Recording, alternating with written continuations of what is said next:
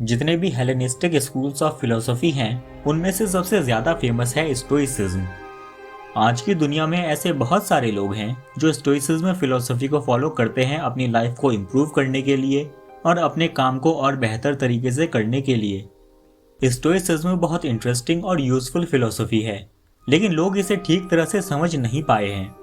कई लोग ये मानते हैं कि स्टोइक पर्सन वो होता है जो ज़्यादा इमोशंस फील नहीं करता और जो बस रैशनल थिंकर होता है, यानी कि वो लॉजिकल थिंकिंग करके बातों को समझता है और डिसीजन लेता है। लेकिन ये एक स्टोइक पर्सन की डेफिनेशन नहीं है। तो स्टोइक फिलोसफी क्या है? स्टोइक पर्सन कौन है? स्टोइक फिलोसफी का ओरिजिन कहाँ हुआ था और इसकी टीचिंग्स क्या है? आज की ये वीडियो हमें इन्हीं क्वेश्चंस के आंसर देगी। So what is stoicism? अगर इसे एक लाइन में डिफाइन किया जाए तो स्टोइक का मतलब होता है एक ऐसा टूल जिसकी हेल्प से हम सेल्फ मास्टरी गेन कर सकते हैं, किसी काम में कंटिन्यूसली एफर्ट्स लगाना सीख सकते हैं और विजडम भी गेन कर सकते हैं। अल्टीमेटली स्टोइसिज्म हमें हेल्प करता है एक अच्छी लाइफ जीने के लिए। नसीम तालिब, जो एक Lebanese American essayist and mathematical statistician थे, उन्होंने कहा था, a stoic is someone who transforms fear into prudence, pain into transformation, mistakes into initiation and desire into undertaking. अगर हमें स्टोइसिज्म को समझना है तो हमें दो चीज़ें समझनी होंगी।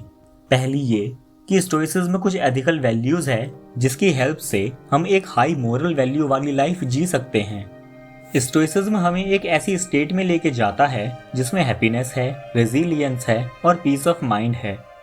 और यही प्रिंसिपल्स हमें अवॉइड करते हैं लाइफ में गिल्ट, एंगर, जेलसी, हेट्रेड और दूसरे नेगेटिव इमोशंस को अवॉइड करने में।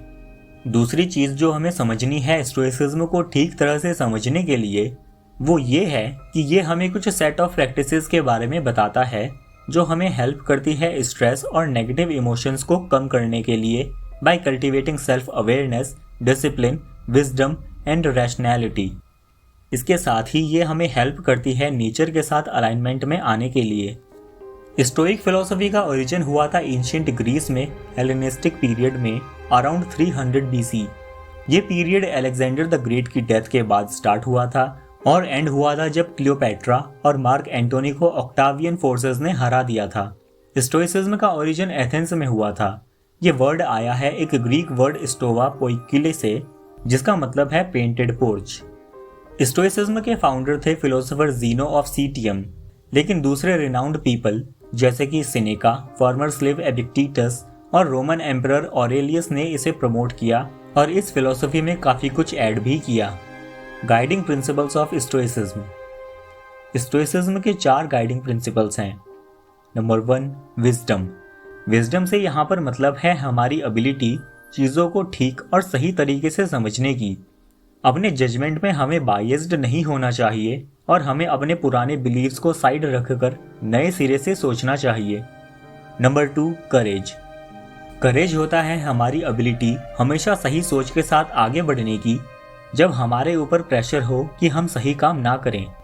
Number 3, justice. जस्टिस होता है हमारी कैपेसिटी वो काम करने की जो सबके भले के लिए ही हो। And number 4 is temperance. Temperance होती है हमारी एबिलिटी कि हम खुद को रिस्ट्रेंट कर सकें, कंट्रोल कर सकें, डिसिप्लिन में रहें और टाइम आने पर खुद को चेंज कर सकें।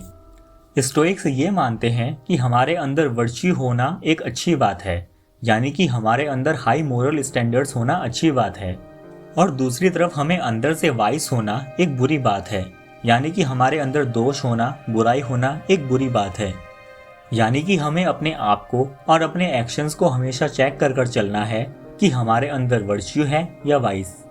स्टोइक्स ये बिलीव करते हैं कि जब हम अपने कैरेक्टर में वर्च्यूज और स्टोइक एथिक्स को जगह देते हैं तब हम एक बेहतर इंसान बनते हैं, हम कंटेंट फील करते हैं और एक बेहतर लाइफ जीते हैं। एंशिएंट ग्रीस में इसे कहा जाता था एंटोरेक्सिया, जिसका मतलब है हमारी एबिलिटी अपने माइंड को एक्सटर्नल सर्कमस्टांसेस से बचा कर रखने की जिन्हें हम चेंज नहीं कर सकते।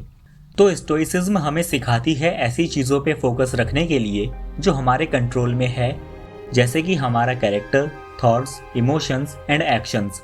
अगर हम ये करना सीख जाते हैं तो हम अपने माइंड को और भी ज़्यादा रेजिलिएंट बना सकते हैं।